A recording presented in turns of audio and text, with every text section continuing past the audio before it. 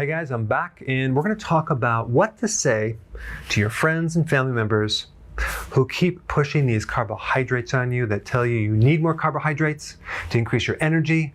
Kids need more carbohydrates. It's a healthy thing. How do you deal with that? Okay, so let's just kind of go through it. There's certain comments made that keto is not balanced. Okay, it doesn't include all the food groups.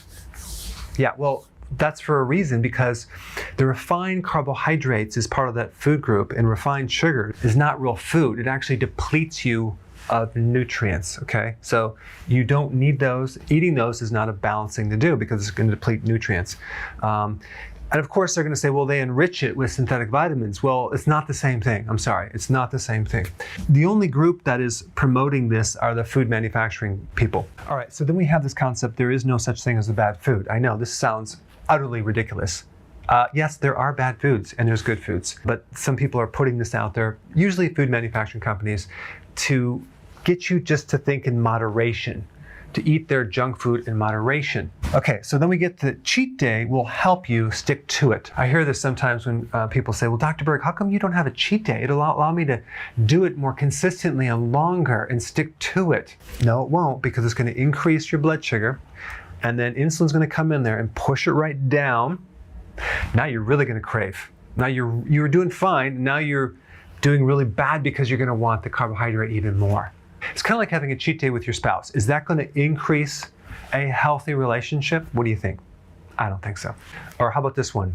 Yes, it's true, keto does help you lose weight for the short term, but it's too hard to do it long term because it's so restrictive. Well, first of all, it's going to get rid of your cravings to carbohydrates. It's going to get rid of the hunger, making it incredibly easy to do long term. If you do the higher carbohydrates with all the flexibility of eating all the different food groups, you're going to gain weight and have a lot of health problems. Plus, you're always going to be hungry and you're going to be craving the wrong foods. And actually, the longer you do it, the easier it gets because your body adapts to fat burning, and it's a natural thing, and you'll feel better and you'll want to stick to it. Okay, so realize there's no essential carbohydrates. There's no requirement for carbohydrates. Okay, there is none. Protein and fat there is, but not carbohydrate.